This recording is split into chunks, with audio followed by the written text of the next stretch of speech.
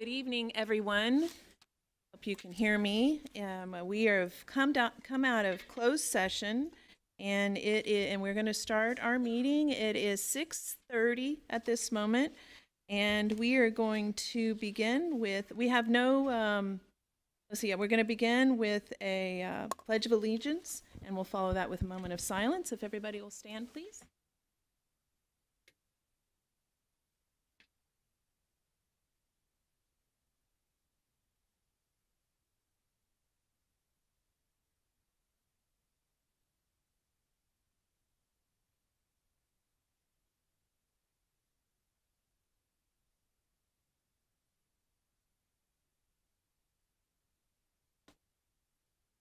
Colors. Hold. Present. Colors.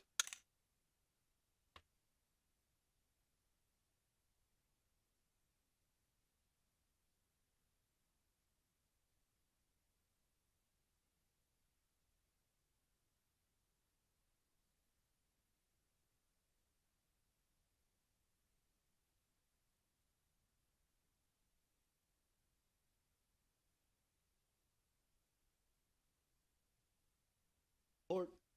Arms. Colors. Post.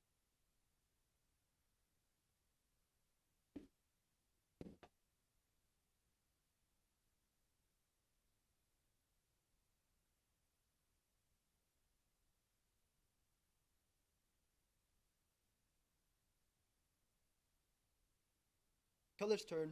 Arch.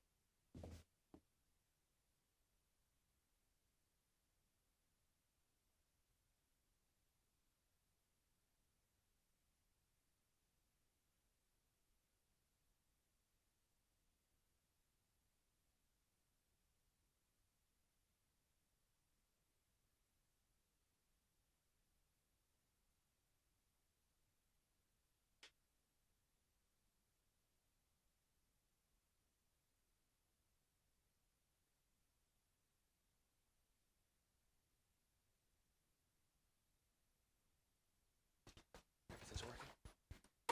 Satya, it's good.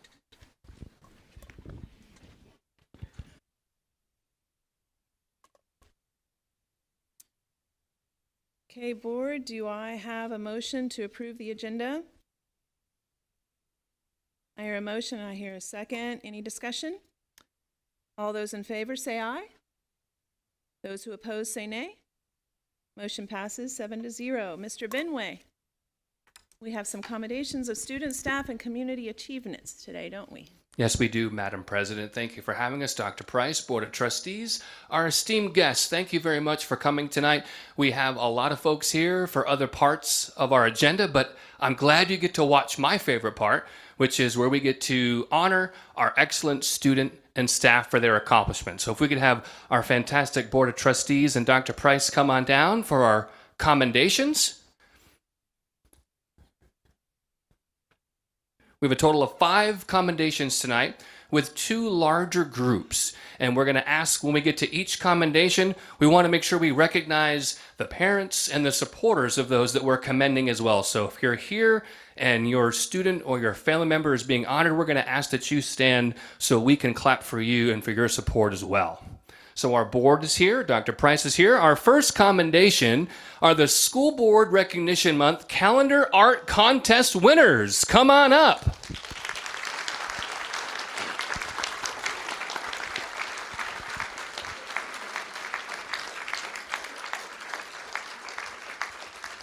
As you know, January is School Board Recognition Month. Every school in Boerne ISD participated in the art contest, with the district receiving hundreds of submissions. The submissions were narrowed down to 13 finalists whose artwork appears in this year's School Board Recognition Month calendar. Each board member was given a copy of the calendar this evening as part of School Board Recognition Month. And you can see that our students are holding a copy of their calendars to take home as well. Our calendar contest winners from Boerne High School, Carson Williams.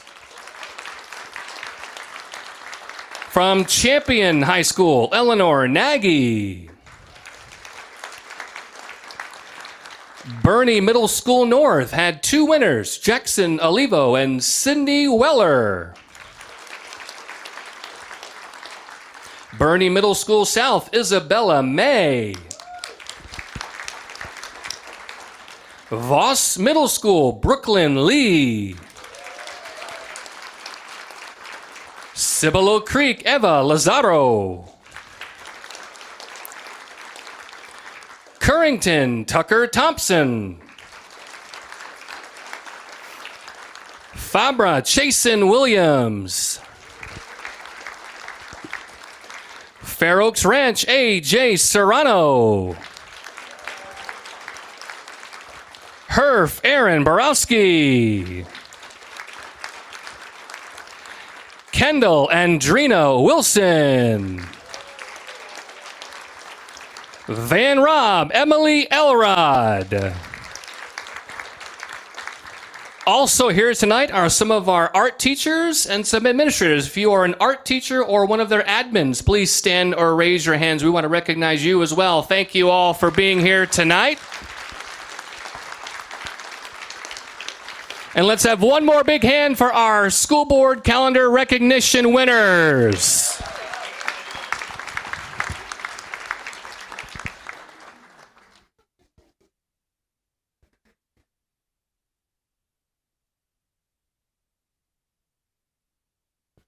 Parents, please feel free to stand up and get a closer if you want to get a great picture. We want you to get this memory also. So please come as close as you need, within social distancing, of course, to get your photo.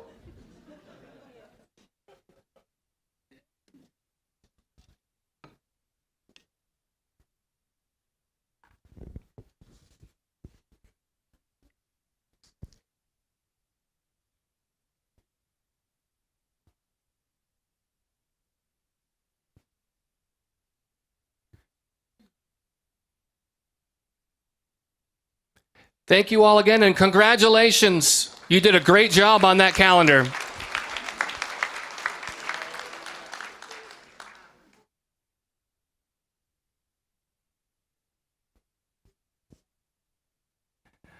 Our next commendation is Voss Middle School for being nationally recognized. Let's have a great hand for Voss Middle School.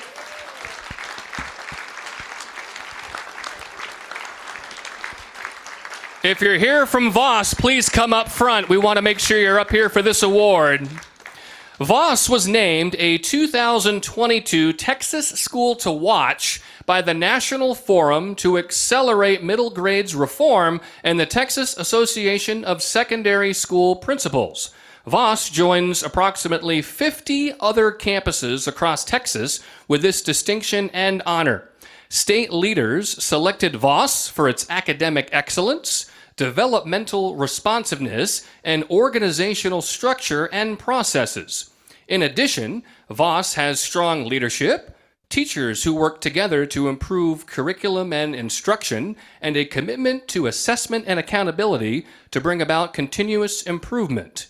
The Schools to Watch selection process is based on a written application that requires schools to show how they met criteria developed by the National Forum to Accelerate Middle Grades Reform. Schools that appeared to meet the criteria were then visited by state teams, which observed classrooms, interviewed administrators, teachers, students, and parents, and looked at achievement data, suspension rates, quality of lessons, and schoolwork. And the best part, schools are recognized for a 3-year period for this award. With us tonight, Voss Principal Dr. Beto Hinojosa, Assistant Principals Eileen Gross and Lisa Ray, as well as our 2021 Voss Teacher of the Year, Wendy Sangdahl, and Voss students and teachers who were included in this process. Let's give Voss a great hand for their amazing achievement.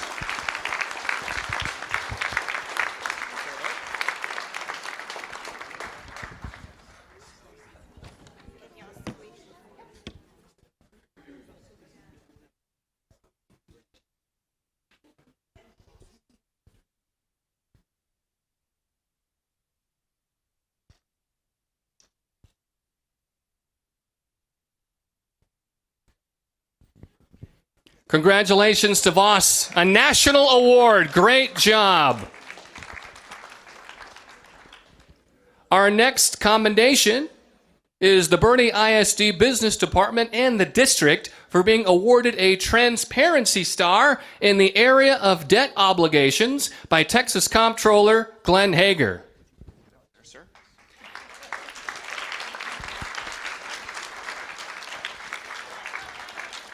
Transparency Stars recognizes local governments that provide easy online access to important financial data. The Debt Obligations Transparency Star recognizes entities whose websites show visual and narrative detail on outstanding debt, tax-supported debt obligations, historical bond elections, and more.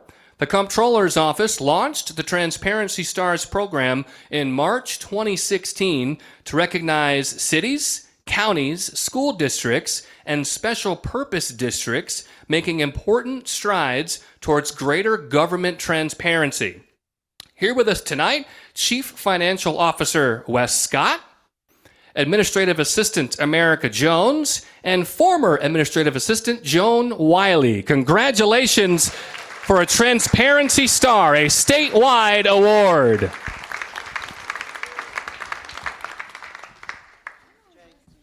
Also here, but didn't want to come up, but we're going to make him, Jake Smiley from the business office as well.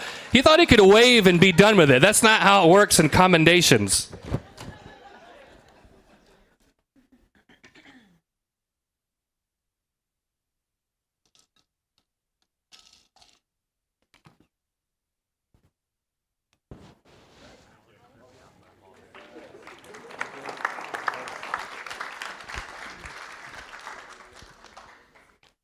Our next commendation are the 2022 All-State Band students from Boerne and Champion High School.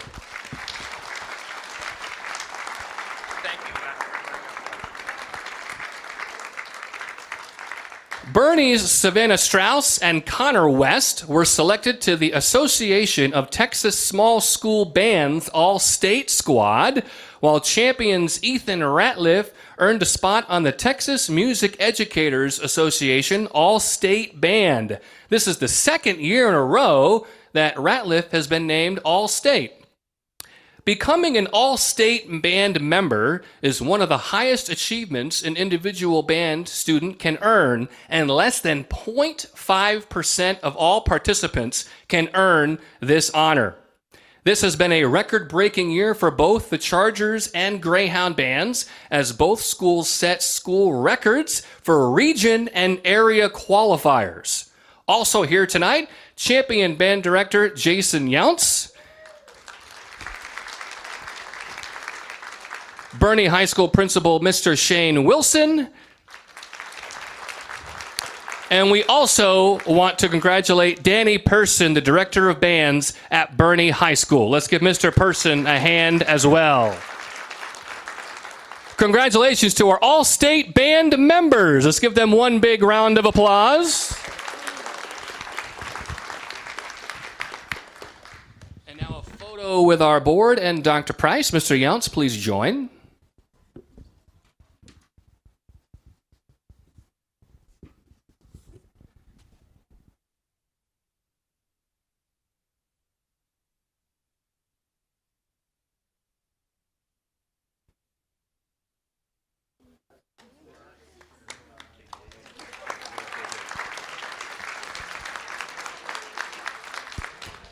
Our final commendation this evening, the 2022 Kendall County Junior Livestock Show Champions.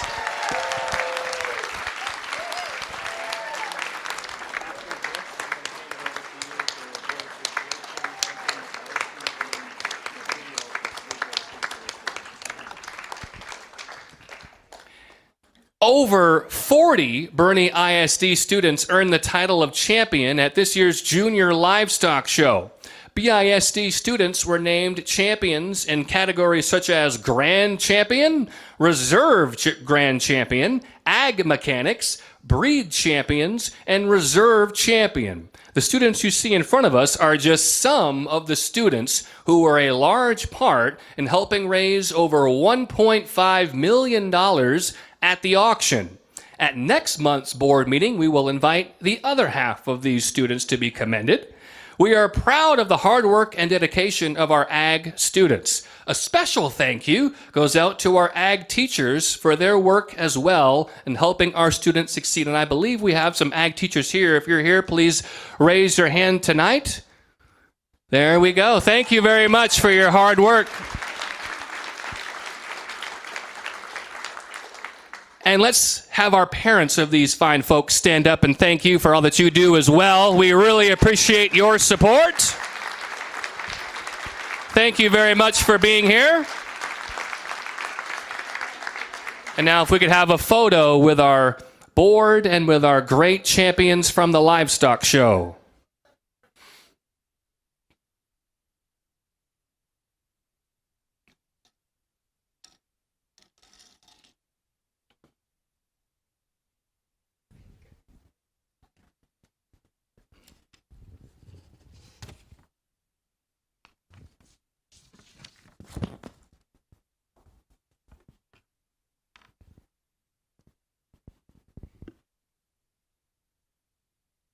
Congratulations one more time. Big round of applause. Great job. Look forward to next year. And now for a special commendation, Dr. Price.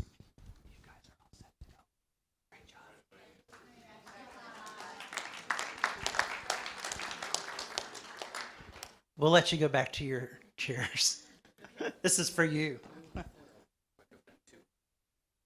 Oh, they don't want to. They don't want to do a photo? We won't do a photo. No, Brian. No. Well, you can use last year's. They're in charge. This is yours. I'll talk about it.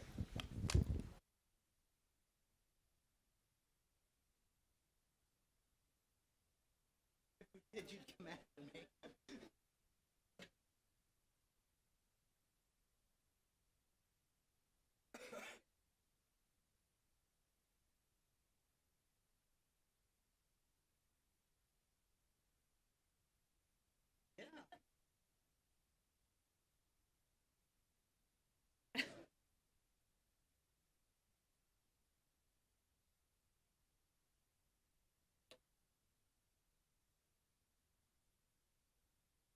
Okay, we're ready for the Boerne?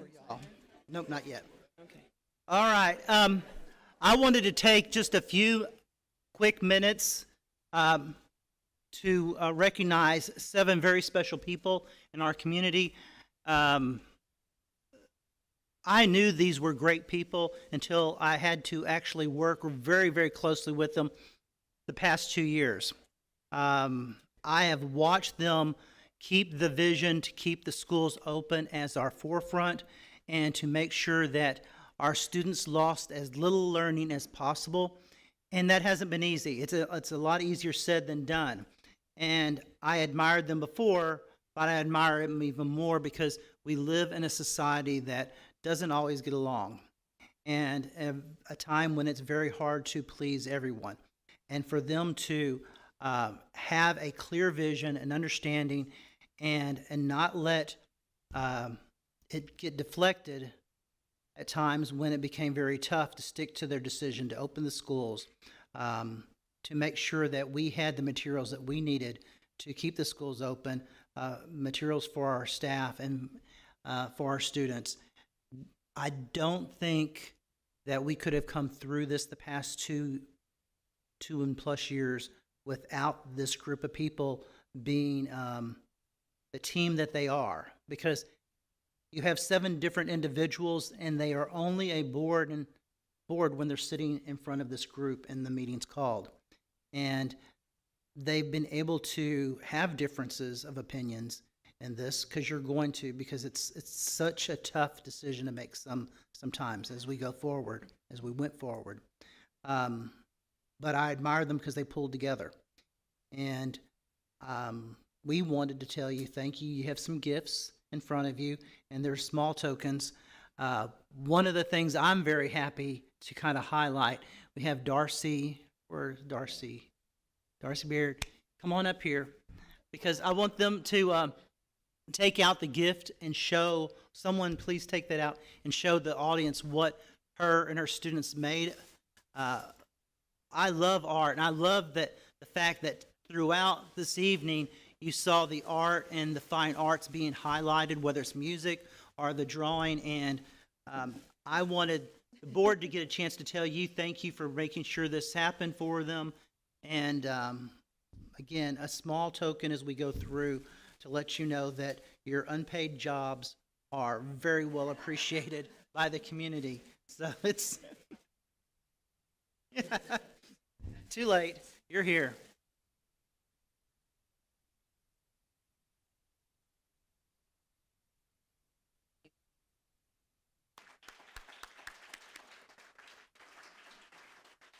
And again, thank you and your students for doing this, because one of the things that I think is very special is making sure that the board has momentum of our students' abilities and our staff's abilities in this appreciation. So thank you for coming forward and volunteering to do this for us.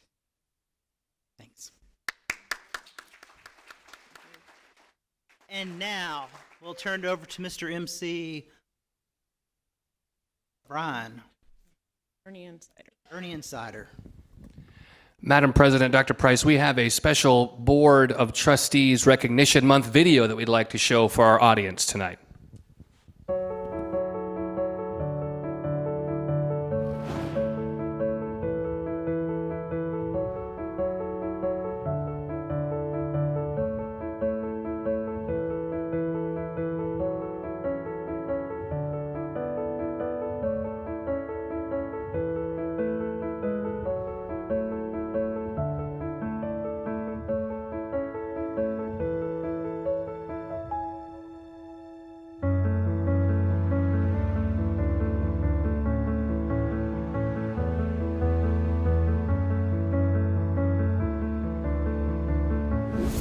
Thank you, school board, for everything that you do for us. We appreciate our board members. Apreciamos su soporte muchísimo. You help us out in every way. Thank you to our school board for coming to our games and supporting us. Thank you to the members of the Boerne ISD School Board for supporting our student body. I want to thank the Boerne ISD Board of Trustees for all they do for us, for our students, for our community. What they really did was they focused us on academics while we're here. And they also understood the need for safety, not only safety physically, but mental safety, and making sure the social, emotional needs of our students are met. So I want to thank them for being brave. I want to thank them for serving. I want to thank them for being a great representative of the community and making sure that we know where we're going. Feliz mes de los líderes de la escuela. Thank you very much for your overwhelming support of students. Happy School Board Appreciation Month. Thank you. Thank you, Boerne ISD Board of Trustees. Thank you for all you do.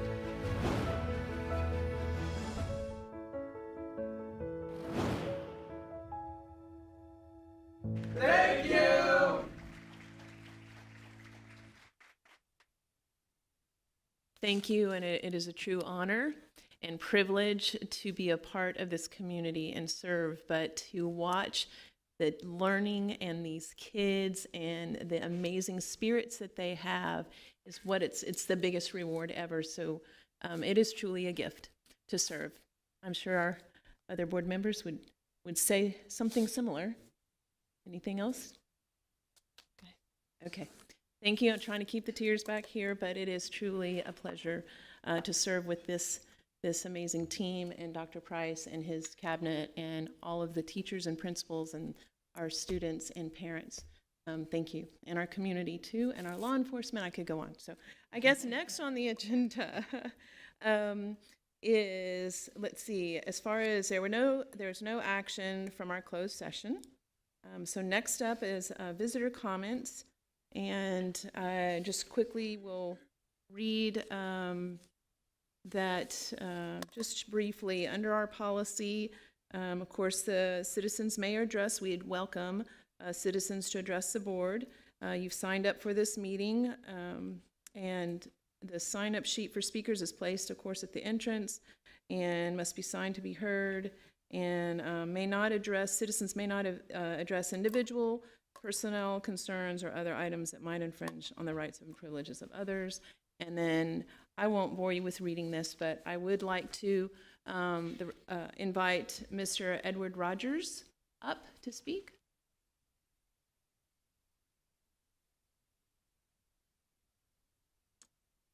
Board and Dr. Price, I'm here to speak on behalf of the Committee of Citizens who worked since August, coming to tonight's meeting. And I want to also thank the leadership in the schools, Dr. Price. And I'd like for this crowd to give this group a round of applause for their efforts on our behalf.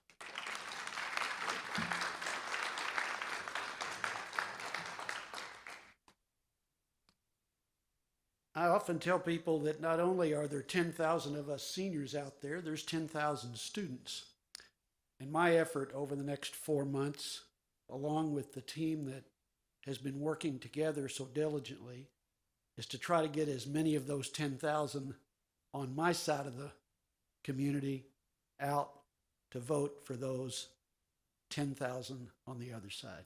Thanks for the opportunity. Thank you. Next, Kate Harrison.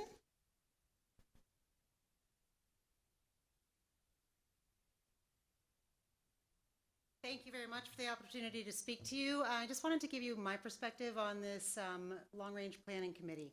It was a fantastic experience. I really appreciated Mr. Pyle's leadership. We started with a basis of education for everyone in the committee, so we all were on the same page. And it took a long time, but we did, with an extra meeting, arrive at consensus. And that was a challenge. We worked hard to do it, and people put down some of their own flags in order to take up that of somebody else. And I thought that was a really important thing for our community. The thing that we put down was the stadium. Last week at our workshop, Dr. Tidwell asked Mr. Scott if we had the financial capacity to issue another bond in the next 1 to 2 years if we decided that that was important. After this one, if you do decide to go forward with it.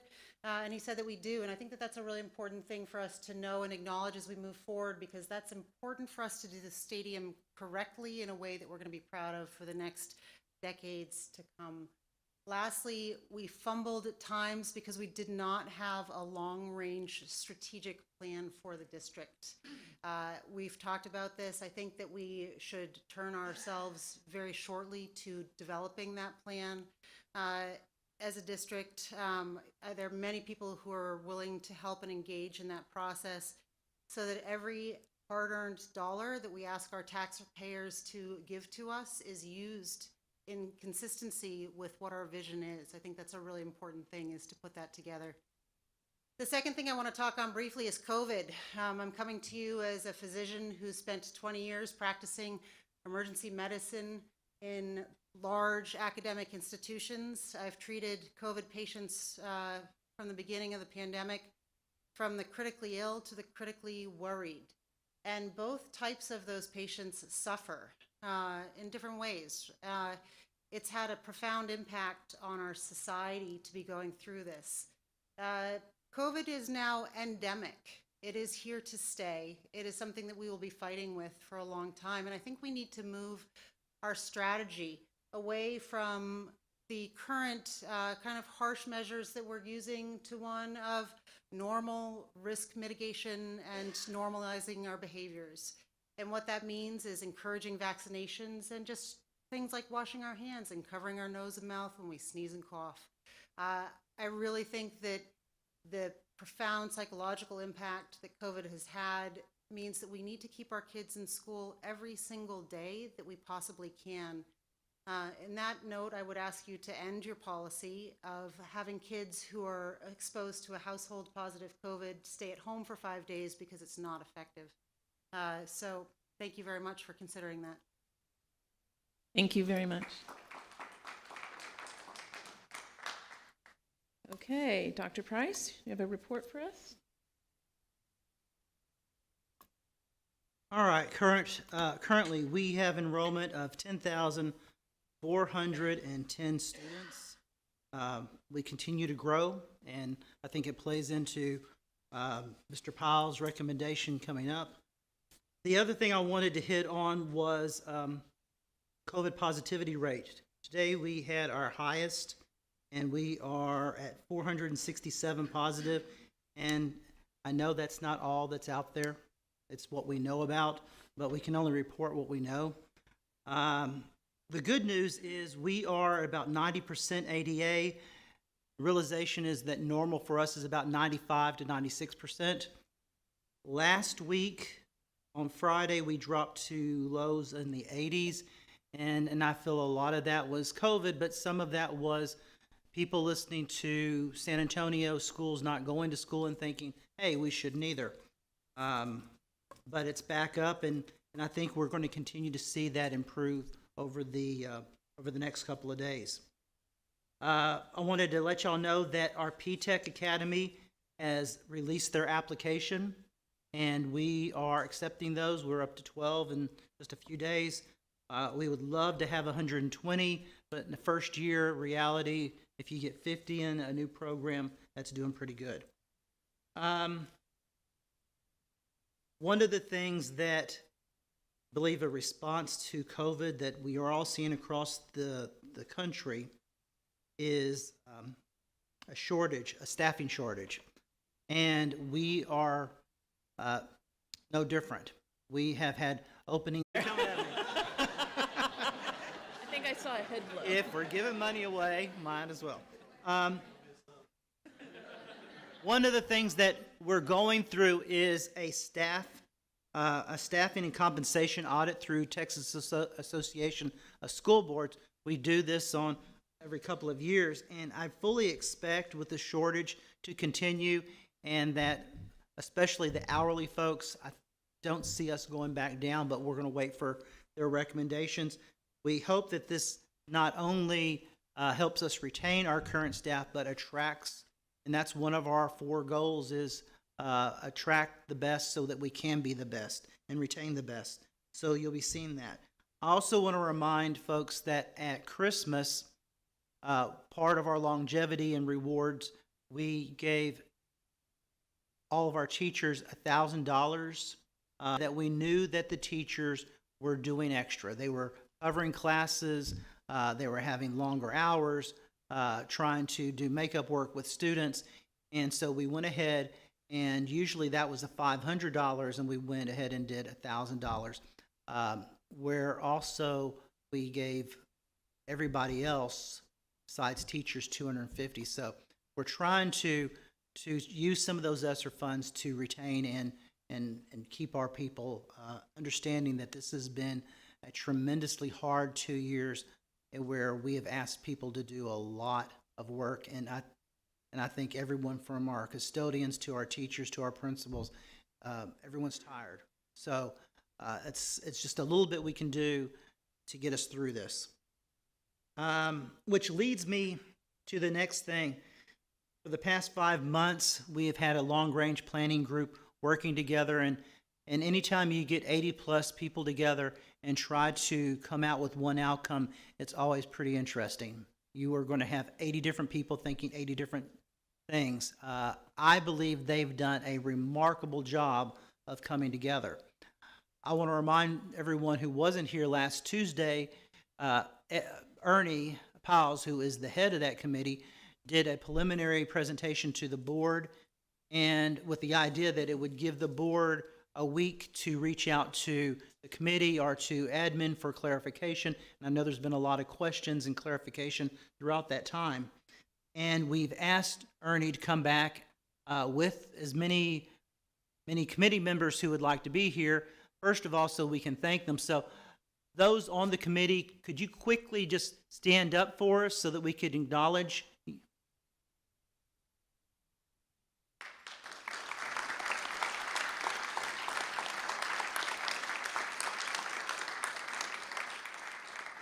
We had students, we've had staff, we had a lot of community members.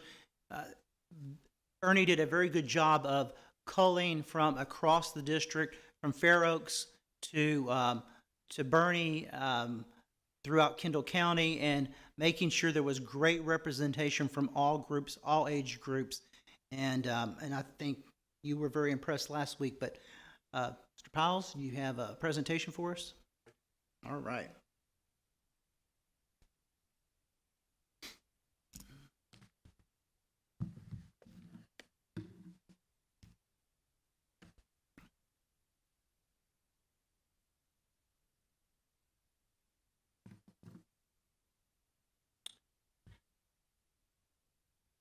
Alrighty. Good evening, Madam President, board members, Dr. Price. I'm here again representing the Long Range Steering Committee and would like to take this opportunity to provide you some recommendations for your consideration on a potential 2022 bond package.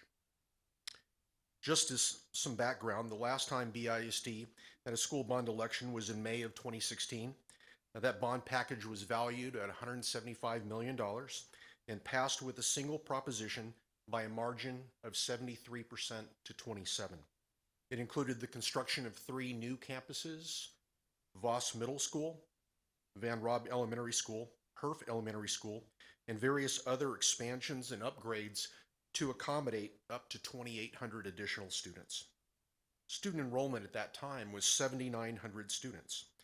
Those new schools and expansions were in response to enrollment growth, projections at the time that forecasted more than 4,400 new students for a total of 12,300 students by 2026. Last fall, PASA provided the district and our committee with their demographers' projections for 2021 and 2022 that included a low estimate of 10,255 and a moderate projection of 10,666. As Dr. Price mentioned, as of 2 weeks ago, BISD is right in the middle of those demographers' estimates, and enrollment continues to increase at all campuses. BISD continues to be considered a fast growth district. As such, the committee felt that the district should stay on pace to address this increased growth and meet the needs of our students while also being fiscally responsive and transparent to the community it serves.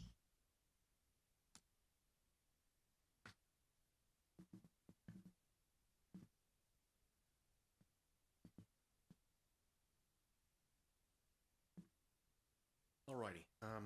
We've touched on this slide last week. Just as a reminder for the board and to share with the audience this evening, here's a single snapshot of PASA's low growth and moderate growth forecasts. Anything beyond the first 3 to 4 years is a long range projection, but I do want to highlight 2026 and 2027.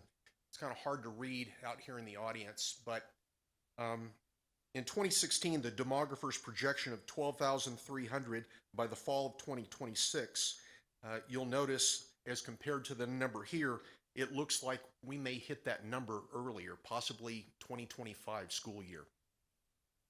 What this slide also tells us is by 2031, 2032, if moderate growth actually happens with over 20,000 students, the district will likely have to build 5 new campuses, a high school, a middle school, 3 elementary schools by that school year. If slower growth occurs, the district would need 3 additional schools, a high school and 2 elementaries by 2031-32, with 2 more, a middle school and an elementary, to be built as part of the 2030-2031 school bond package. Land acquisition for future campuses will be important in this bond package and also at the next bond, potentially in 2026 or 2027.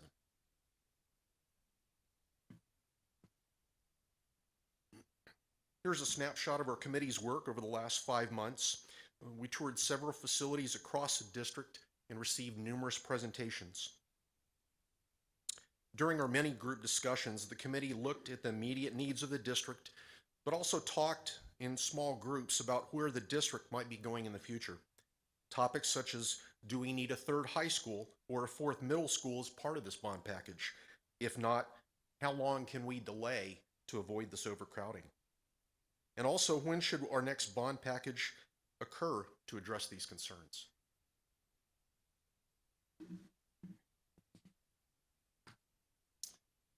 Here are our guiding principles for the committee. As you can see here, first of all, growth. We wanted to address community growth since the 2016 bond to address projected enrollment patterns to alleviate potential overcrowding. We also wanted to address the known safety concerns here in the district and look for cost-effective solutions to address those and present those recommendations to the board, and if the board approves, then to the voters for their approval.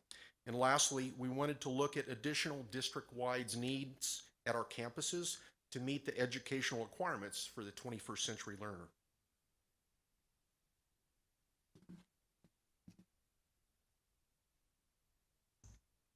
House Bill 3. In 2019, the Texas legislature passed a new House bill, and this really was because of some school districts in the Dallas-Fort Worth Metroplex.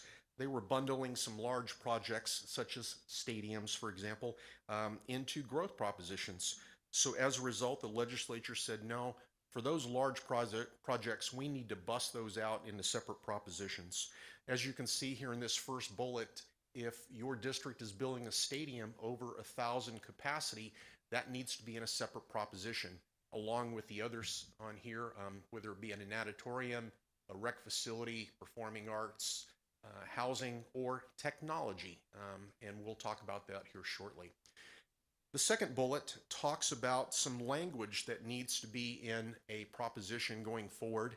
And this will be very important as we educate the community on this bond package and the needs of the district. Bond issuance does cause taxes to increase to build projects, even though tax rates won't always need to be raised, such as in our case, our tax rates will not go up to meet the needs of this bond. Taxes will go up, just as when you take out a loan, a bond, you have to pay interest on it. So this statement now is going to be at the bottom of those propositions that taxes will increase, and it'll be important for us to educate our voters on this language. I do want to also foot stop, just as a reminder, for folks that live here in BISD district, if you were over 65 years old, your school taxes are frozen. That can't be overemphasized. Unlike other jurisdictions, whether it's the city or the county, those taxes can be adjusted, can go up, but here in the school district, your school taxes will not go up if you're over 65.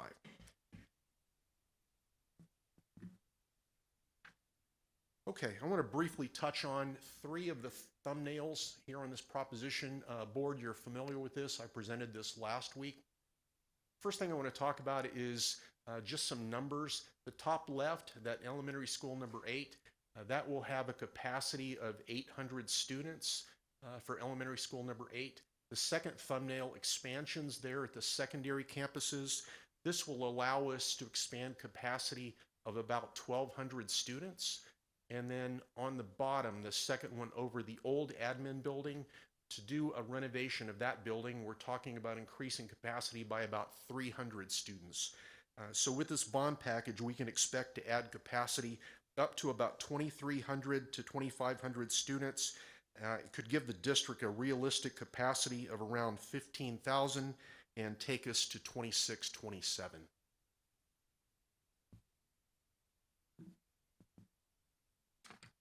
Proposition number 2 is the technology proposition.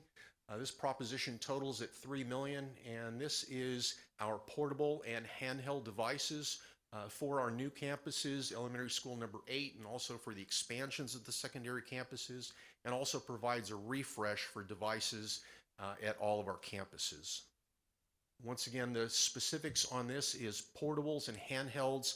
So the analogy that the committee was provided is if you take a campus and you turn it upside down, the things that are electronic that fall out of the bottom, those are your portable and handheld devices. So anything that's bolted to the wall would not be part of this proposition, only the portable and handheld devices.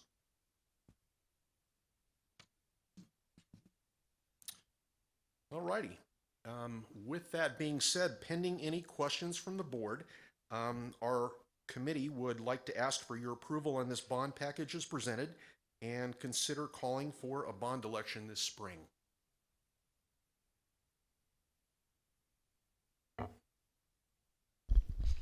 Ernie, would you recap the number of students that we were able to increase capacity for, again, the 2016 bond? I think you said 2,800, and this is roughly 4,400. In 2016, we increased the capacity by 4,400 students up to 2,800. I'm sorry. Oh, 2,800. I'm sorry, yes. Okay.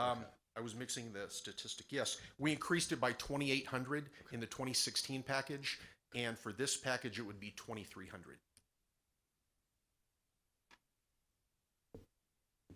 Yeah, Wes, you may know the answer to this.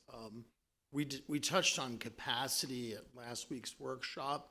The total for this comes to 165 million.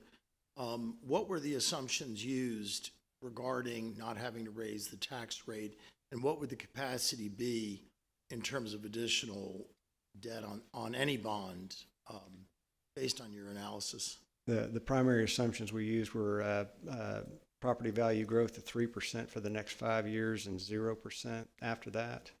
The other assumption was interest rate at 5%. Both of those assumptions are substantially conservative, real high on the interest side, really low on the property value growth side.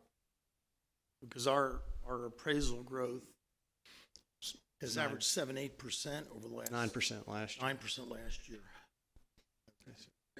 So, did that fully answer your question, sir? Yes. Okay, thank you. You know, it's not a question, it's really more a thought. You know, when it comes to growth, we all know that a 10-year projection is much harder to, you really can't put your foot solidly down on a 10-year projection. But a 3 to 4 year projection, the cake's already baked, basically. When you look at the subdivisions that are actively building right now, that points towards the kind of growth that PASA expects in the next 3 or 4 years. And I think what they did differently than our old demographer was by calling landowners and finding out what their long-term plans were for their properties, it opened up potential growth projects 5, 8, 10, 12 years down the road that we wouldn't have previously been aware of. And so whether those actually come about in the next 10 years, well, who knows? But the next 3 or 4 years, it's a different story. 10 years ago, Templeton did provide us that growth will be coming. They just couldn't tell us when. So we're now seeing that growth.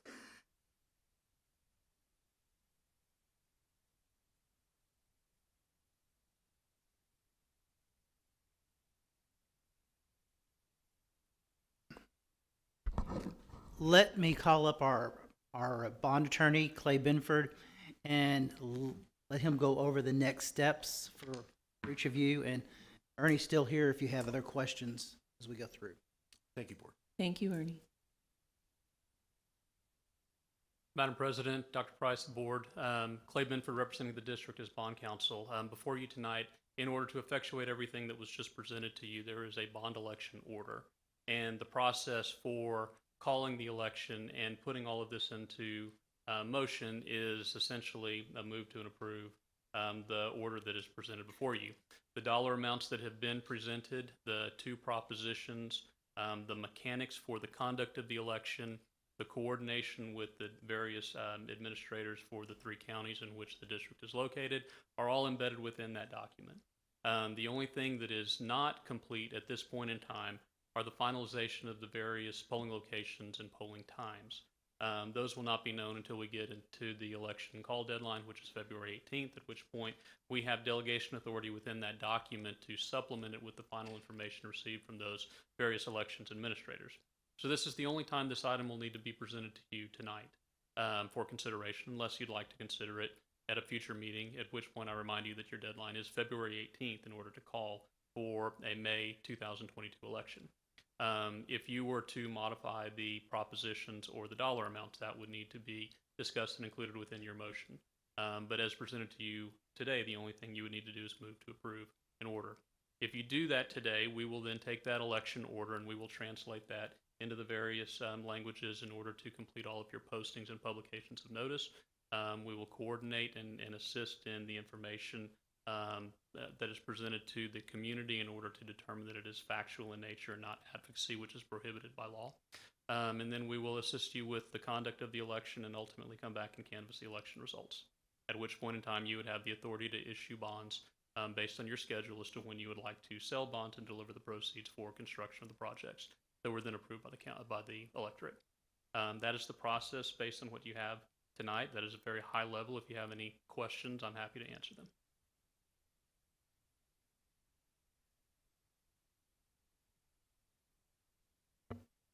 I actually have another question. It's probably for Wes.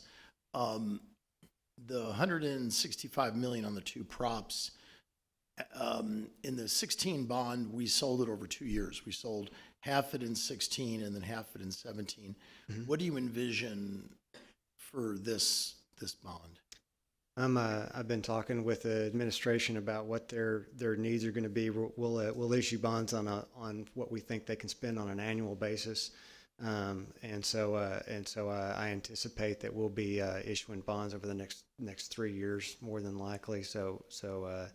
I haven't gotten estimates back on what we think we can spend, but it'll probably be in the 60, 70, $80 million range, somewhere over the next 2 or 3 years.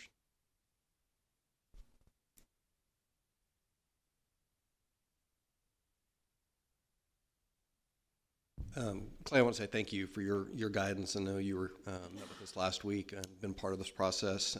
Similar to what I said last week when Mr. Piles made his presentation, there's a lot more of the committee members here. I want to say thank you on behalf of the board and on behalf of the community for the work that's been put into this over the last several months.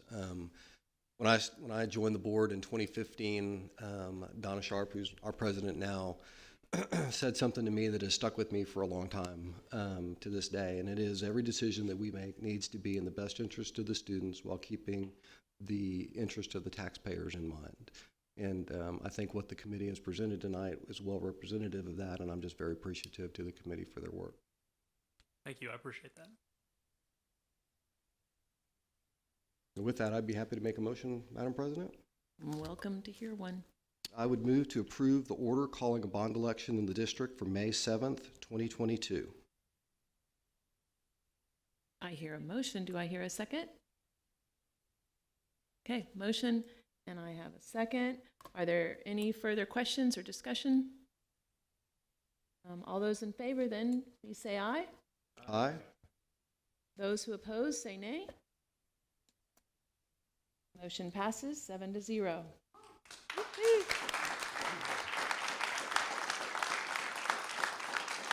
With that, Mr. Benford, would you come up and explain the following resolution? Certainly. Again, Clay Benford representing the district as bond counsel. You will see a second resolution that is in support of the bond election order that you just adopted. I will tell you that over the course of my career, the Texas legislature has not touched any particular provision of law more so than they have the election code, particularly as it relates to elections for local government. And you saw in the presentation the House Bill 3 requirements for separating out for propositions various projects. And you also noticed that in that, though they are stark in what they require you to do, there's not a significant amount of guidance that is provided as to how you identify what projects go into what particular proposition. So that is where the interpretation and the advice is given based on the facts of your particular circumstance. We have still a fundamental tenet that the expenditure of local money belongs to the discretion of the local governing body of that electorate that has voted you here to sit and make these decisions. And so on the basis of that and the recommendations of your committee, we have recommended a resolution that identifies the rationale behind the project grouping that you put into the various propositions. And that is will formulate the basis of your decision and to why you elected under the new law to put two propositions before your voters. That's the purpose for that resolution. We've prepared that based on the information and feedback and the particular facts related to the various projects. And just to make sure that somebody doesn't come back and question the interpretations, we are laying out exactly why you did what you did today.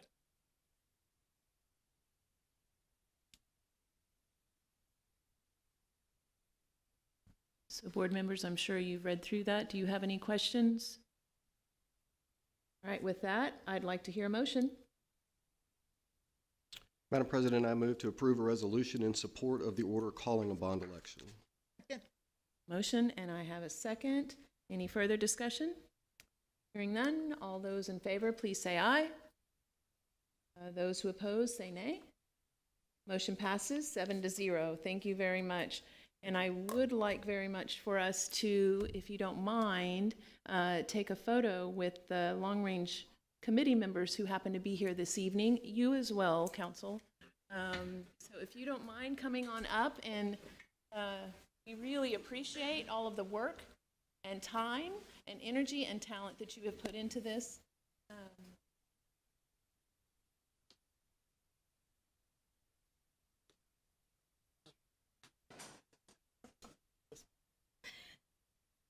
We're not good. So thank you very much. Remember, this side, yeah. We were all on that side. Hello, my friend. How are you? I know. I want to say shake everybody's hands if that's okay. I want to say thank you personally. Okay. Sanitize our hands afterwards. It was an honor. It was a pleasure.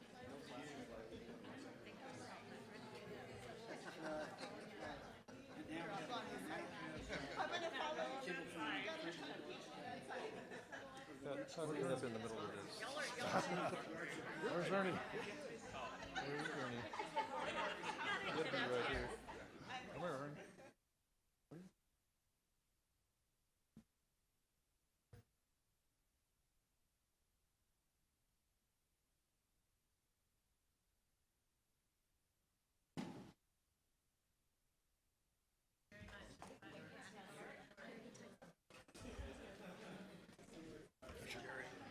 Hi, Lisa.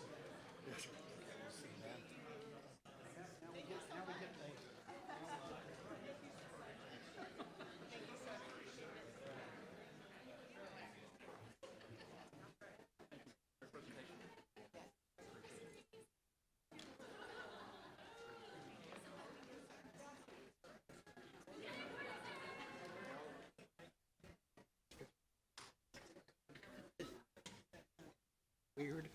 Okay.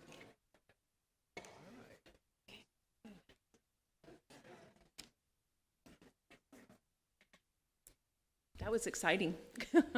Now we get to participate in the hard work too. So next, board, we've got the consent agenda. Is there a motion to approve the consent agenda? Okay, I have a motion and a second. Any discussion? Okay, all those in favor, please say aye. Those who oppose, say nay. Motion passes 7-0. That takes us to... All right, we are at governance now, and Mr. Senna and Jessica Davila Burnett, do you have anything legislatively you'd like to share? Not at this time. They're in hibernation. And it's Okay. the political season, so they're making all sorts of promises. And then we'll see what happens in 23. Okay, all right. You think? Okay.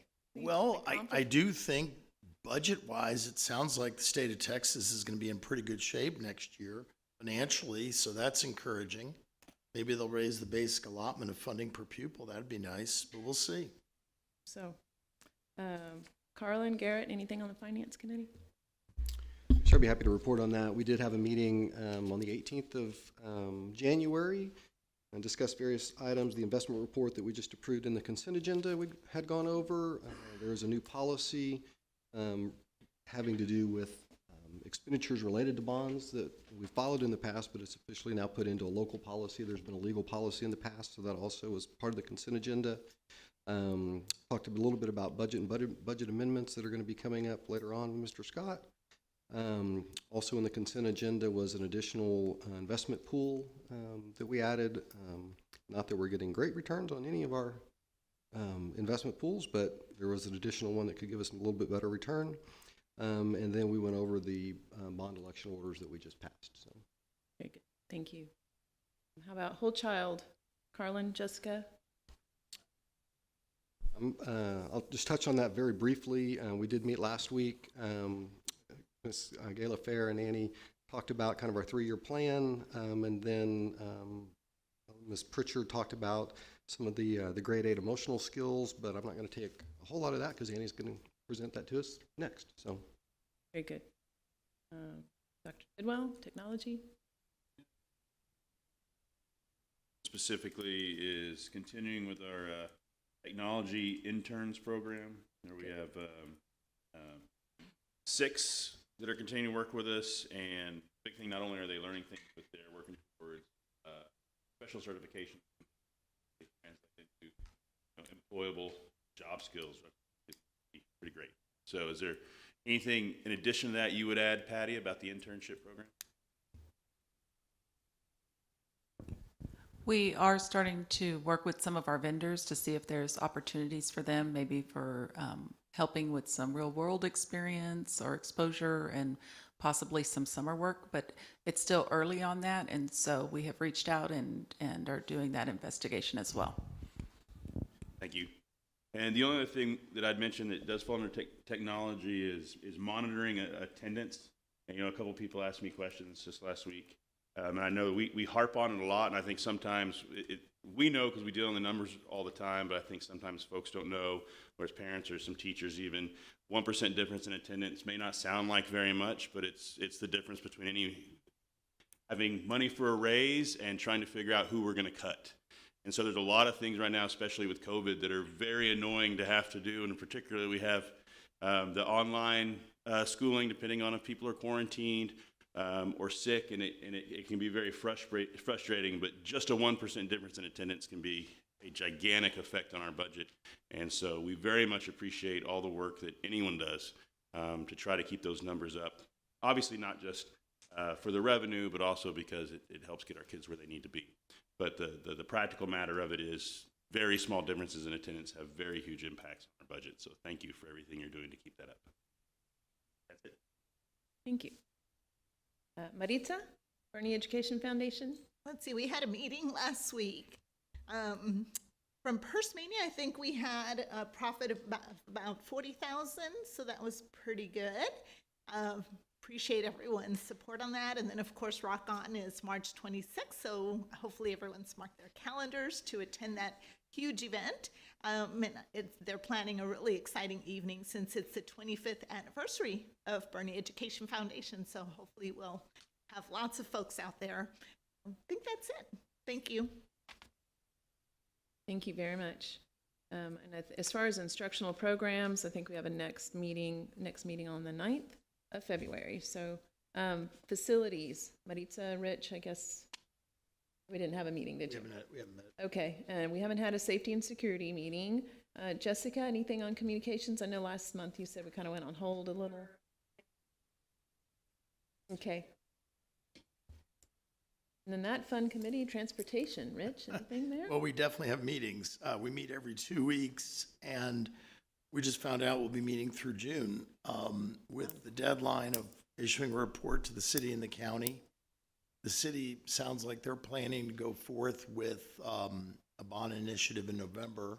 It appears that's what their plan is, and that would include some of the recommendations related to transportation. So we're hopeful that the city will avail itself of the report and include some projects in there that will relieve traffic problems within the city limits. The county, that'll be further down the road. Thank you. All right, so next up, I'd like to invite Annie Sider up. Welcome, Annie.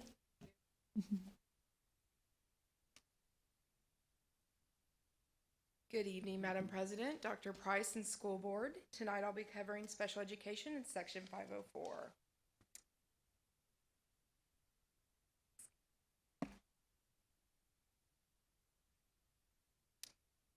When we do anything in our department, like all departments, we really focus back to that scorecard. We want to make sure that we are being fiscally responsible, have good customer service. We're especially looking at student success and human capital as we do things. This next page, it talks about demographics. You'll focus on that first row that says special education. just want to show you a little pattern we've noticed this last year. In 2019, 2020 to 2020 to 2021, there's about a gain of 103 students. Those are on the PEAM snapshot date, which is the last date in October. That's a typical growth from year to year, about 100 students, give or take a few. However, if you look at the 2020 to 2021 to our snapshot date this year, there's a growth of 161 students. So we had a pretty huge gain right there. So we're looking at that trend, whether it be COVID, whether it be growth in our population in general, looking at all those areas, just making that a point that we're continuing to grow as we move forward. When you look at Section 504, there's never a true pattern every year, just growth, that's it. So keeping that in mind as we move forward.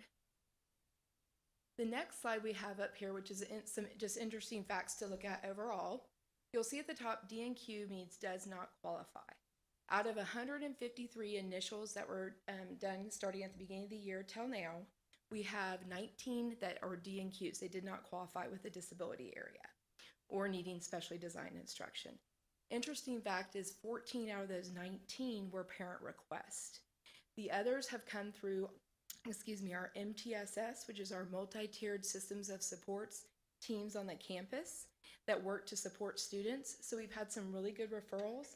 And that also goes back to show us that these teams are doing a really good job catching all those kids on the campus. So kudos to the principals on that and setting those teams up. This is very important when a group comes in and they look at a special ed program. What they look at is if it's disproportionately, if you have 153 and you have 50 that do not make it, it shows that there's not tiers in place to catch students prior to it. So you want that D&Q to be the smallest number possible, and that's what the state and federal government looks at whenever they are evaluating a special ed program. So 19 out of 153 is very good, especially since a majority of those 19 were not coming through the school. Just Sure. if you add up all of these things, it comes to the number on the previous page. Is that what we're looking at, the 1,350 some odd kids? Yes, this is the breakdown of them? Yes, sir. Okay. This is the breakdown of their 12 disability areas, what they qualify at this time. And if you really look, speech impairment is usually top. That is normal in districts to do that too. We follow with a learning disability. So students who have dyslexia would fall under that. And I think if I wrote down correctly, we still have more students under dyslexia under 504. 721 under 504 still, but we do have 237 that are under special ed at this time. We do offer testing for those students under special education, but they always have the right to go the 504 route instead. So right now it's still in parent choice with that, but we do offer the SPED referral first doing that. So yeah, sure.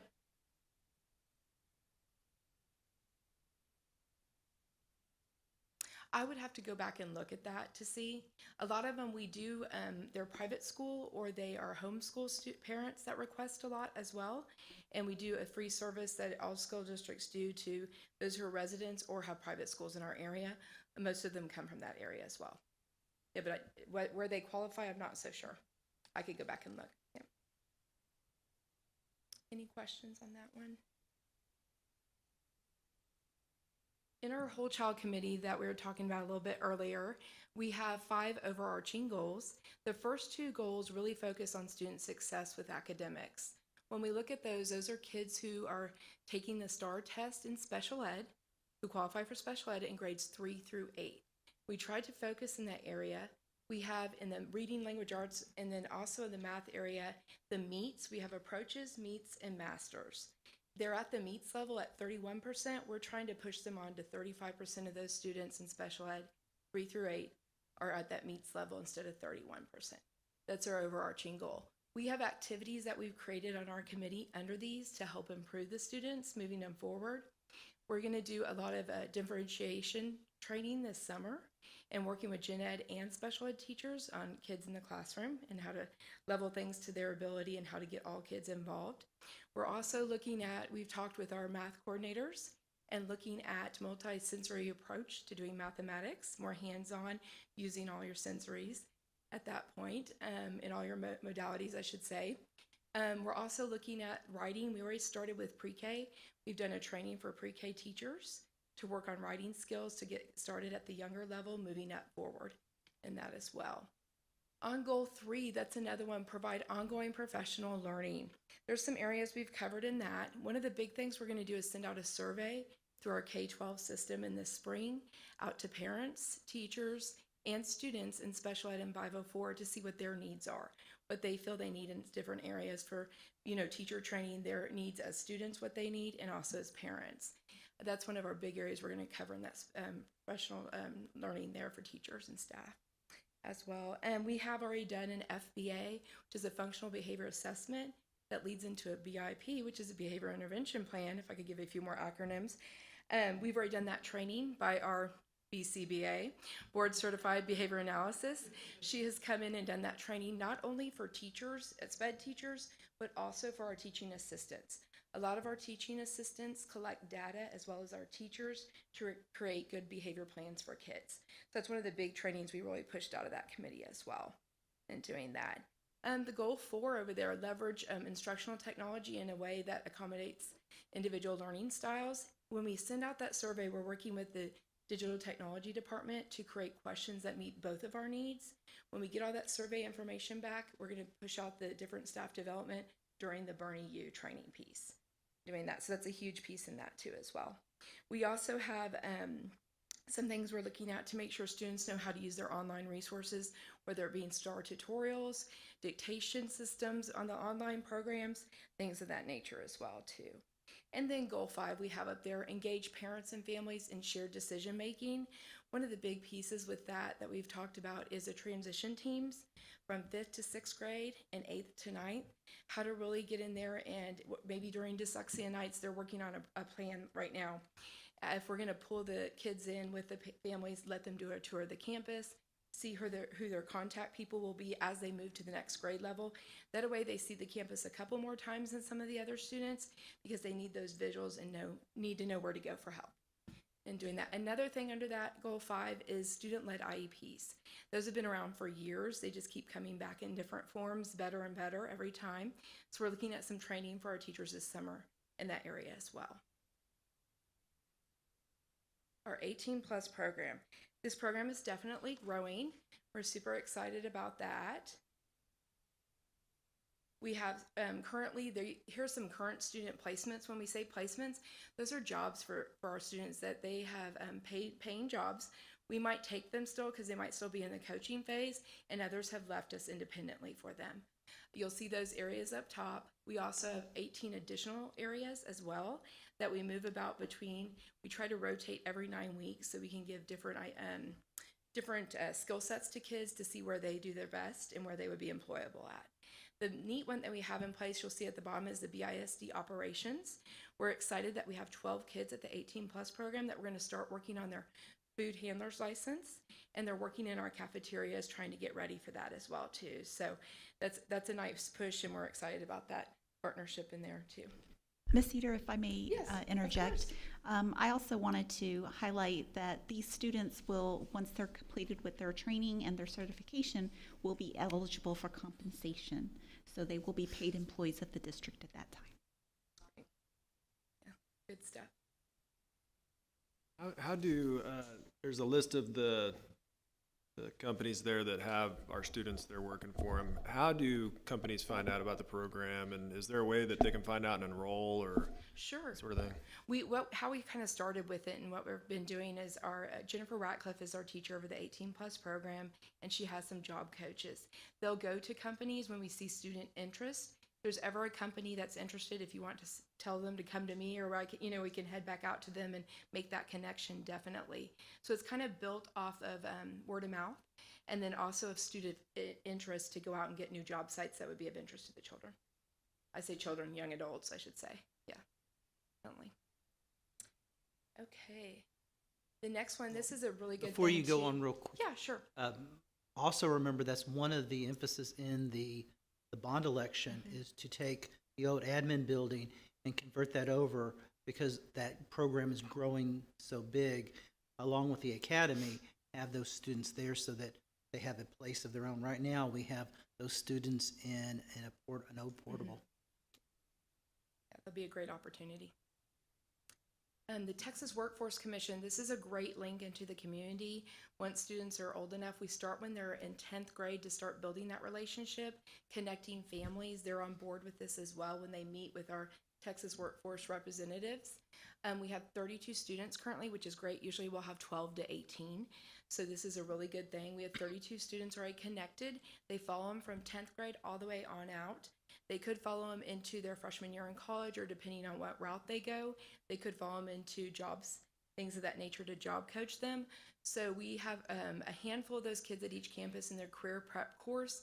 They are doing it virtual because of where they're located and some of their rules they have to follow still, but we have those set up as well. It's a great partnership, and I think it's Earn to Learn is what they call it in the summertime, and it's paid employment that they set these students up with. There's opportunities to go to A&M for some education and some summer camps for them as well. Annie, question on the transitional life skills 18 plus. Are we able to place all the kids somewhere? Like in a job you're talking about? Yeah. Yes, when they're a senior at the campus, or usually junior, senior year, we work at the ARG committee to say what's the best placement for this child in the sense of staying back on the campus or going into the 18 plus. Majority of kids can go in the 18 plus. If we have some students with maybe really severe behaviors or very cognitively low that have not yet mastered a skill set, we might recommend that they stay on the campus one more extra year, and then we move them later on. It just depends, but majority of them, I should say, probably about 95% go over to the 18 plus.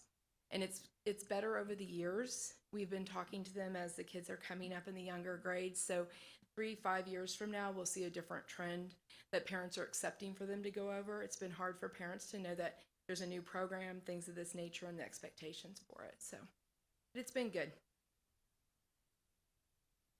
And the nice part is those parents are always part of that ARG committee, so they always have a good say in that as well. Okay, the next area is student community involvement. This is the best part of the job when you get to go see these things going on. We have a wonderful community. The Kendall County Fair Association puts on their Labor Day rodeo out at the old fairgrounds, and they do a petting zoo. I'll go back and let me start with, they invite kids in life skills. They have taken all of our life skills units, which is great, along with comfort area as well. They have partners to help support them, which are kids in 4-H or FFA, come out and buddy up with them. They do a carnival rides. They had the Dominguez Brothers motorcycle events going on, petting zoo, and it's just a great time for all the kids to get together and do stuff. So great thing by Kendall County that puts that on. We have Get Active Day. This was nice. We had a great area in the back of Currington Elementary School. They did a great job back there letting us host this. We have been working with Believe It Bikes Foundation, I believe 4 years now. About 3 years ago, they donated over 13 adaptive bikes. The gentleman, Andrew, who started Believe It Bikes Foundation, himself has MS, and or cerebral palsy, and he wanted to make sure that all kids can be inclusive. So when you start this partnership, their biggest thing was, do you have partner PE partners? And I said, yes, we do at the high school. Well, a couple of years later, Cassie Fallon and our adaptive PE teacher started at the middle school as well. So we've taken it down to the next level, is what they're really looking for inclusive at all levels. So we're working on that. And we had the Believe It Bikes Foundation with Kinetic Kids came together with our partners from our middle school and high schools, and they put on a field day for the students with the adaptive bikes, along with 3 or 4 other stations. The neat part about it is Andrew had sent us an email afterwards saying, what a great group of kids you have as partners. All the Kinetic Kids volunteers, along with the Believe It Bikes, could stand back and watch the activities because our partners could take over, and it looked like they knew exactly what they were doing. So they said it was a great day. So that was good. And our last one, talk about being fiscally responsible here. Let me tell you, these life skills units, they're making some money on their own for their activity funds. And they go back out in the community, and I know we got some big buyers at the table here. They go back out in the community, and they use those funds for CBIs, community-based instruction, where they go back and they purchase items. They learn to go to the grocery store, how to eat at the restaurants, how to do those things, go to the movies, pay for yourself, how you do all those things that you do for rec and leisure as well. So it's been a great thing that Faber Life Skills, they do potpourri, great stuff, pillows over at Currington. We have soaps, bath bombs, you name it, they're making it nowadays. So a really neat thing with that too. Great group. Any questions? Yeah, I know that, I don't know how many years ago it was, the state put a cap on special ed of 8%. Well, we're at 13. So, I mean, are we above the state average, about state I have to average? go look. I haven't honestly looked in about a year or so. I think Or to remember that the state is being sued because they put caps. Yeah. And Yeah. since they put caps, it's been really all over the place, and that really started prior to COVID. So I'm not sure if we could get accurate information, but I suspect everybody's went up because we were being penalized artificially for keeping students out of special needs classes. But now our kids are getting the services they need. Yes, and we've always kind of been around that 9 to 10% ever since for about 10 years that I've been in the district. But now we're at 13%, which is right around what everyone else is pretty much rising up to. We do try to test every kid that's appropriate, and we have good referrals, as you could see too. So that's kind of nice to know we're doing the right thing for kids. Also, dyslexia prior to the lawsuit was not counted as part of special ed. So dyslexia can now be counted as part of special ed, and I suspect we've got quite a few dyslexic students. I don't know how many have chosen the special ed route, but I bet that has contributed to our numbers. Well, that's a weight now. That's one of the weights, right? Yes, dyslexia Yeah. counts as a weight, whether it's 504 or under SPED. We do look at the weights on that. No. Yes. Well, we've all known, it's been in education forever, that dyslexia is a learning disability that should have been, but that was one of the things the state did to keep those numbers low, was not to allow them to be counted in special ed numbers. Yes. Good questions. Anything else? Okay. Thank you. Thank you, Amy. Okay, so next up, Ms. Flores is going to present our district annual report, and it's a public hearing, so the public will have an opportunity to ask questions after she's done. Good evening, Madam President, members of the board, and Dr. Price. Tonight I will be presenting our district's annual report for the 2020-2021 school year as required by TEA.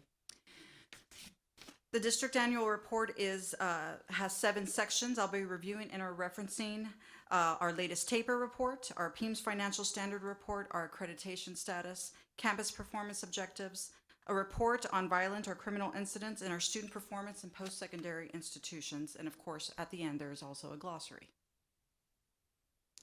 I'll begin with the Texas Academic Performance Report, also known as the TAPER report, which is compiled by TEA for every district and campus. This comprehensive report, which is linked in this presentation, lists the student and staff demographics and assessment performance, which is then categorized by program and student groups such as special education, ethnicity, and economic status. The cover page of the TAPER report lists 3 items. The very first one was our accountability rating for the year 2021, and it was not rated due to declared state of disaster. Also noted is our BISD special education determination status, and we meet requirements as set by TEA. And distinction designations were not awarded at the campus or district level for any entity in the year 2021. On this slide, our TAPER captures our snapshot data from October of 2020. At that time, our enrollment was 9,617 students, and illustrated here is our enrollment by grade level. This next slide breaks down our student demographics by ethnicity and subpopulation compared with state averages. And I believe this answers your previous question regarding special education. Our percentage last year was 12%, which is 1% over the state. I do have a question. I should know the answer to this, but what constitutes an at-risk student? There's 14 different categories that every year counselors have to readjust. The main one usually is failed a star from the year before, but there's 13 others.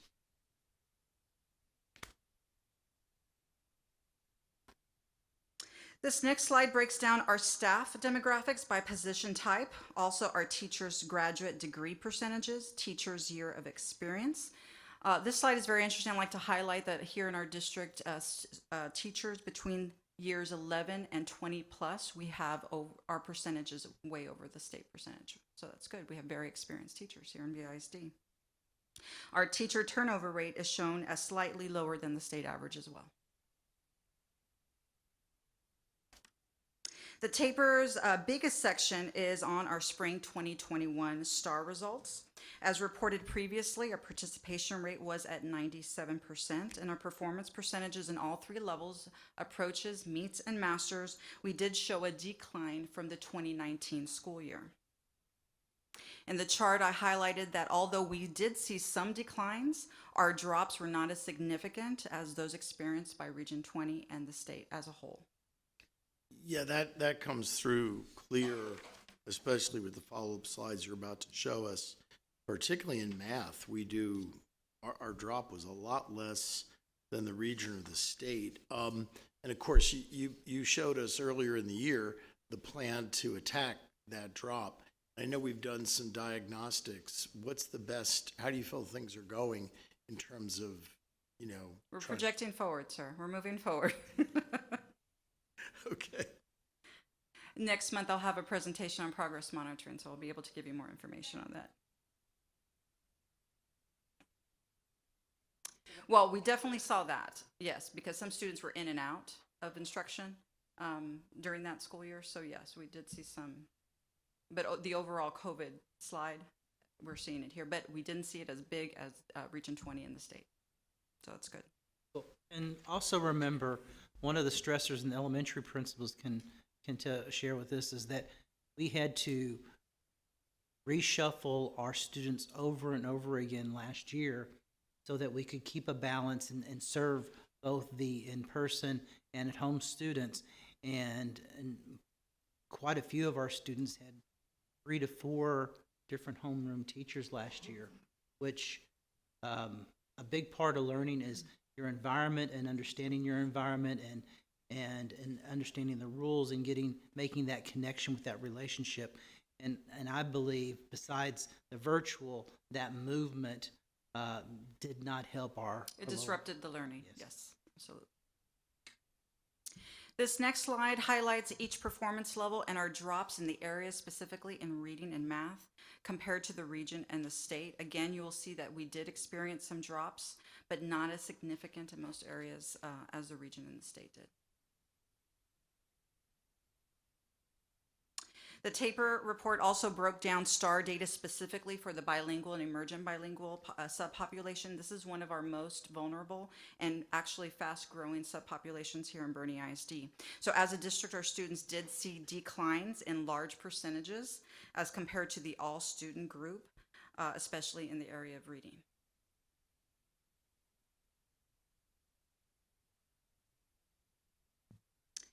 The taper report also lists our attendance, graduation, and dropout rates.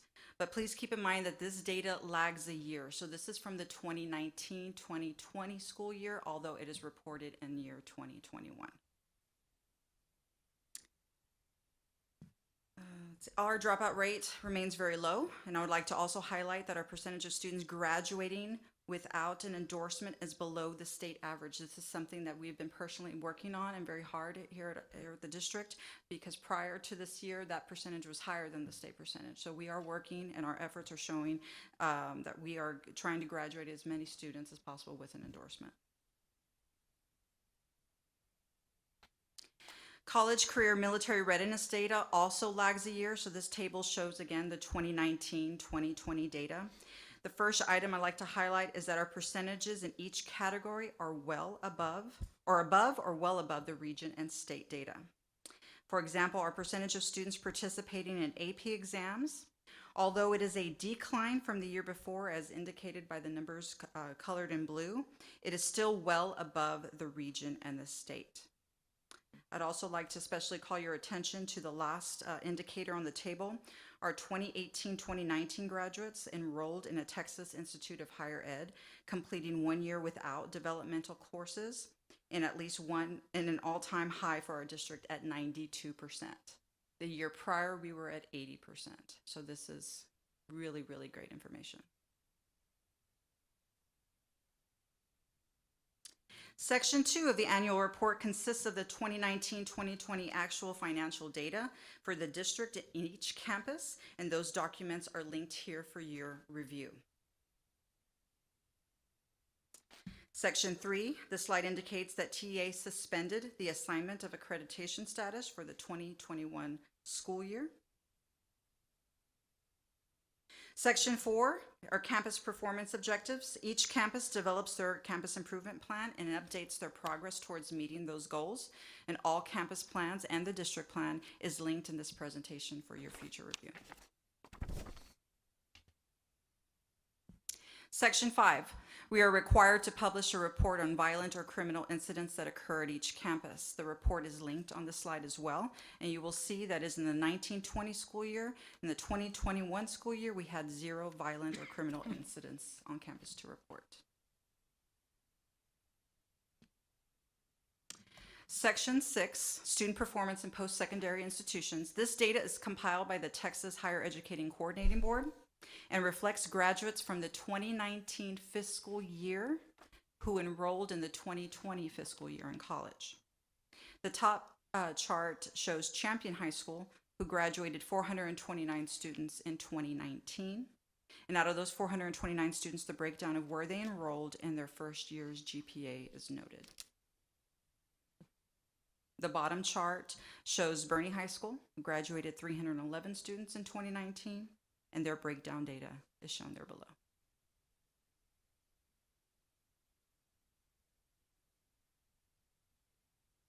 Any questions?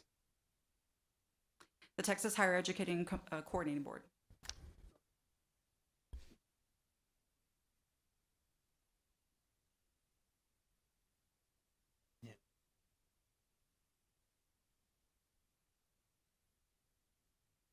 The military's pulled out of this completely. This is just public institutions. So if somebody went to New Mexico State, went to Louisiana State, and they aren't counted. They're only tracking Texas schools. Yes, that's correct. And you have to have a standard ID. So that's what non-trackable or not trackable. Those are students with a non-standard ID, and so they're not able to be matched.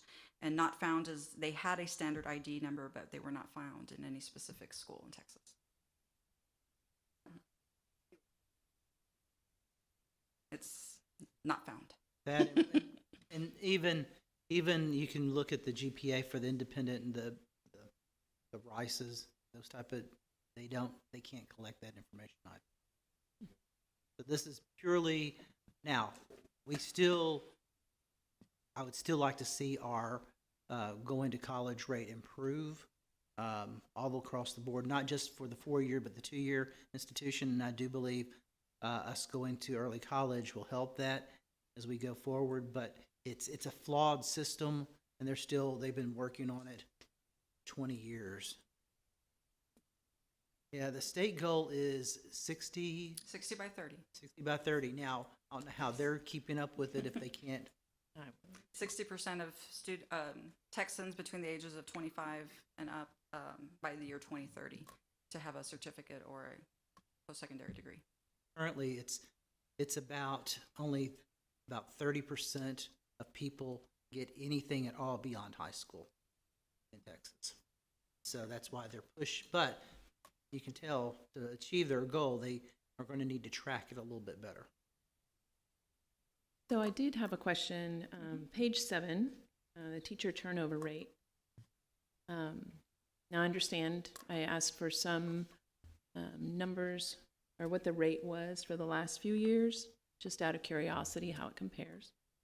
And it looks as though we're pretty much flat. It was 14%. It was 14% last year, and it was 15% the year before.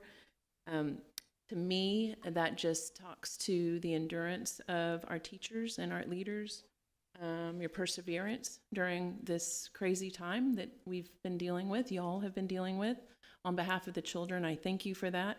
And that just means that you have passion for our kids, and I really appreciate that. So I think other school districts are not probably seeing the same thing, and so we appreciate that, all right, don't we?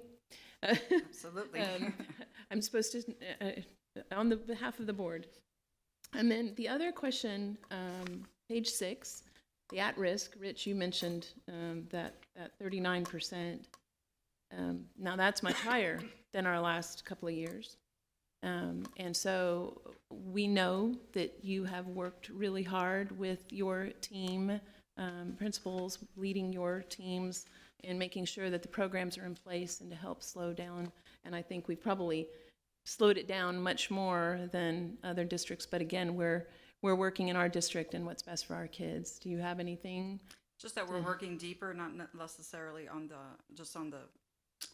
the edge with our students. We're really trying to dig deep into to recover those gaps that they've experienced. And I know it's requiring a lot more measurement, a lot more individualized A lot more testing and reviewing each individual student to see where we can help them reach their highest potential. So again, thank you for all the work, because I know it's a difficult time right now.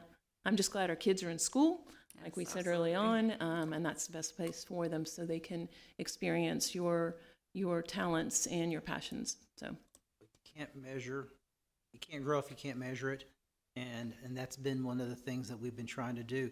Also, one of the reports you'll receive next month is our summer school programs, and you will see quite a bit if you look at, especially if you go back 2 years, where we were with that in an effort to find every bit of time we can to catch our students up. We'll be expanding quite a bit of our summer school programs. There's two things I wanted to mention, which is one, just very, very, very thankful for everybody on the data side, particularly PEAMS, which isn't, nobody builds a parade for PEAMS data analysts. I love PEAMS. Builds a flow form in the parade.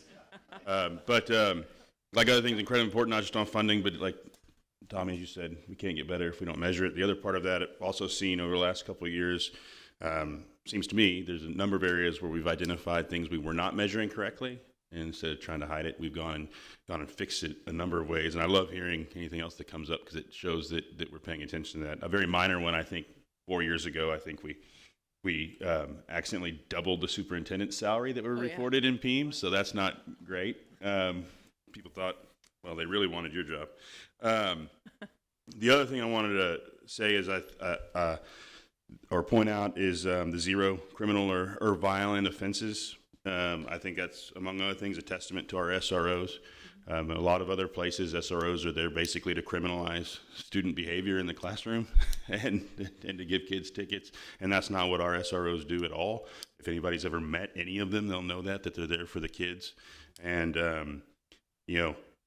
I guarantee you, if they wanted to, there's a whole lot of things that they could list as a violent or criminal offense and put paper on it. But that's not what they're there to do. They're there to help those kids out. So very much appreciate the administrators and the SROs and how we use them. So that's all I got. So with that, it is at this time 8:08, and I'm going to open the floor for any public comments.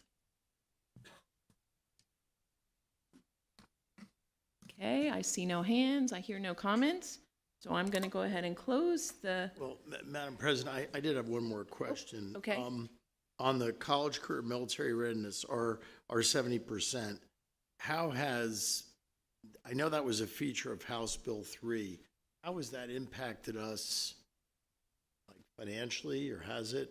Well, everything that's measurable now that they've put more weights to it has helped us. We're going to experience a little bit of a dip this past year. We did from the 18-19 school year to the 19-20. We were not able to test a lot of students with certifications or test TSI, and so our percentage did drop about 10%, but we're expecting to recover that hopefully at the end of this year. But it benefits us greatly the way House Bill 3 gives the weight to this. The outcome bonus. Yes. That is it. Okay, well, Any more questions? Any more questions? Okay, so it's 8:09. I'll close the floor. Thank you very much. Thank you very much. Okay, a motion for this, right? Madam President, I would move to approve the annual report for the 2020-2021 as presented. A motion, I have a second. Any further discussion? All those in favor say aye. Those who oppose say nay. Motion passes 7-0. All right, let's see here. Okay, next up we have Mr. Scott, invited to the podium. Oh yeah, Madam President, Board, and Superintendent, thank you for letting me get up and talk to you about the fiscal results of operations through December 31 of fiscal 21-22. You have the budgetary comparison schedule, the budget amendment report, the donation report, and the tax collection report in front of you. I think one of the items to talk about this year is or today, not this year, but is the budget amendment that you have in front of you. It's a relatively benign adjustment. Functions 13 and 23 are because of payroll is trending. One is trending towards being in deficit. One's trending towards being in surplus, and so we're just going to do a functional alignment and straighten those out.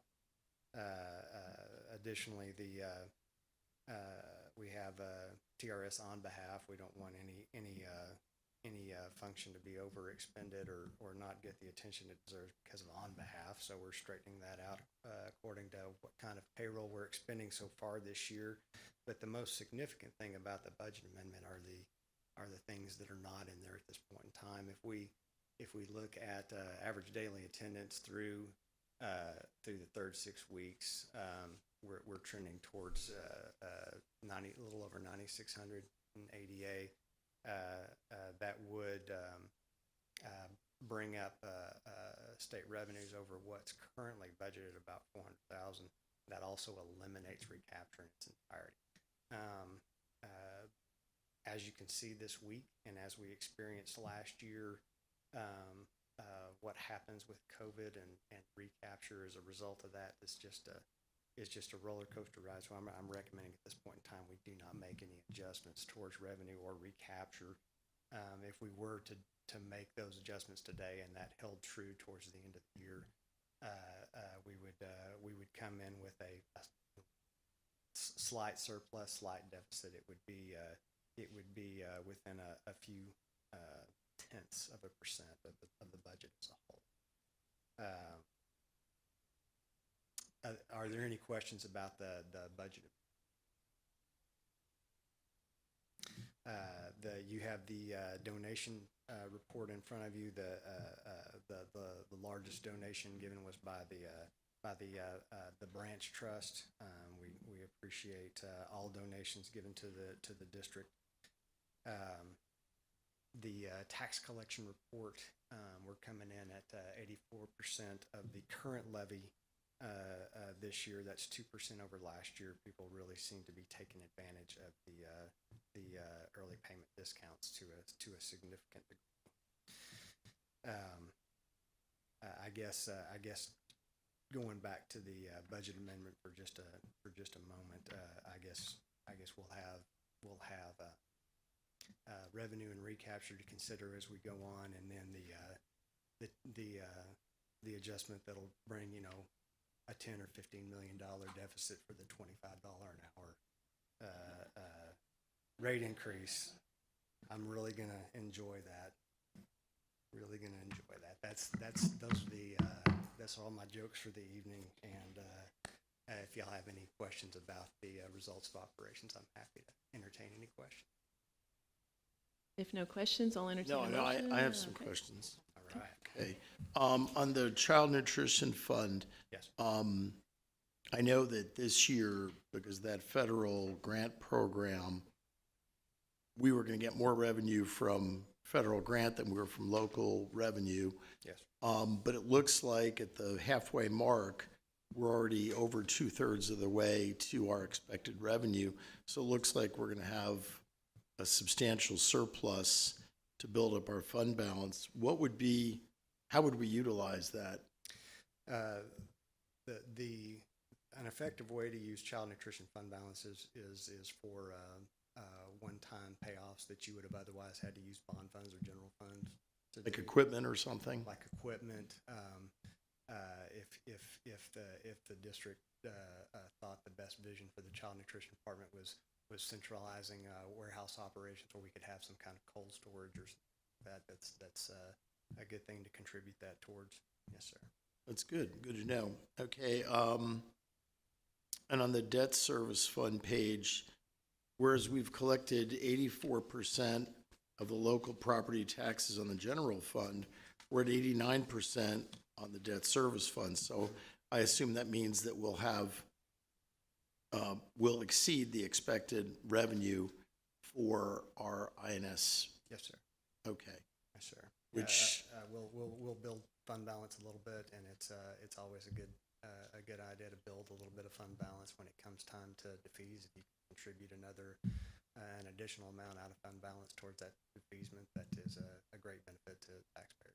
That's good, and also underscores if we exceed our revenue for this year's INS projection, that gives us some cushion as we go forth with a bond. Absolutely. Okay.